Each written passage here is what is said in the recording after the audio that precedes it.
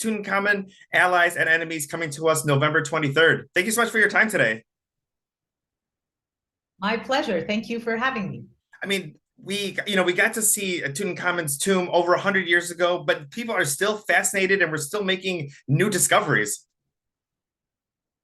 Yes, all the time. Actually, it's very interesting that Tutankhamun's tomb is much less studied than people would think. The tomb and the contents. Well, tell us a little bit about what we're going to see in this brand new special.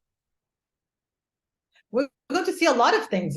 It's what's interesting about this special is that we explore many different theories about the life and legacy of Tutankhamun, and we talk to many different scholars who are specialized in this time period. We also try to highlight that Tutankhamun was a human being, and the events of his time probably did affect him as a person. We explore his parentage, we explore how he died, we explore the political rivalries of his time, and many other things. He ruled for under a decade, but in that time he made some big changes. So you can definitely see how he could create a lot of allies and also a lot of enemies at the exact same time. Exactly, but who really made the changes? That's also something that we explore, because he was very young when he ascended the throne. So how much power did he actually have? That's one of those fascinating topics that we never get tired of hearing about. But especially, the other thing too is his death, is that people think he was either killed, poisoned, he died of an infection. It could have just been any number of things. Tell us a little bit about exploring that. Yeah, I think now most scholars don't believe that he was murdered, but his mummy has been explored, and there was an injury in his leg, probably led to his death.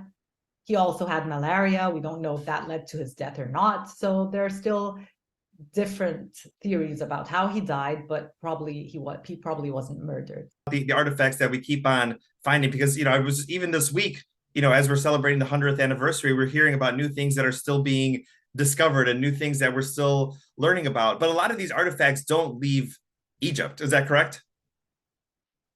Yes, some artifacts do, but others, especially the mask, never leave Egypt anymore.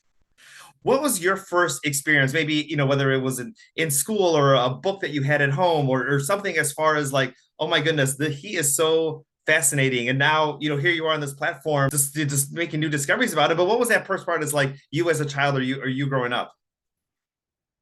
It's interesting because, as an Egyptians usually, like any other nationality, you take for granted what you have. So you usually take your own history for granted. So I got interested in Egyptology at an older age. So I was in high school, unlike most Egyptologists, non-Egyptian Egyptologists who got interested when they were 3 and 5. And, so for me, I was 16 or 17 when I got interested. And I was living in Denmark because my dad's a diplomat. So that's when I got interested, when I saw non-Egyptians who were so fascinated with my history. So I thought, this is something that I really should study. As far as some of the artifacts, and they're still, making new discoveries, is there anything that maybe in your mind that you're hoping still gets discovered, or something that you're hoping that we get to find? Well, about Tutankhamun, there are different theories about where Nefertiti was buried.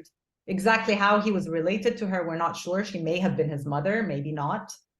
And there's this theory that that Nefertiti, that actually this tomb, Tutankhamun's tomb, originally belonged to Nefertiti, and then that when Tutankhamun died, they blocked a wall and created this burial space for him. That's a theory that some support, some do not. We don't know. So it would be exciting to find Nefertiti's burial and be 100% sure that it belonged to her. What's something that you want to make sure that people understand, maybe some of our younger viewers who are just learning about him for the very first time, that you're hoping that, like, oh my goodness, don't take this for granted, here's something so magical about the story? History, the process of writing history, that there are different theories, and that it's like a puzzle, and you always keep finding pieces, and maybe someday we'll find a piece that completely changes the story. This is why Tutankhamun never gets old, because whenever, because people make new discoveries, and new, documentation is discovered, and people always find something new about his story to tell. So that's why it never gets old. It And never gets that's old. It something keeps on that changing, and it keeps on fascinating us. exactly.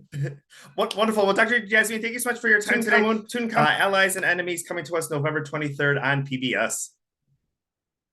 Thank you so much.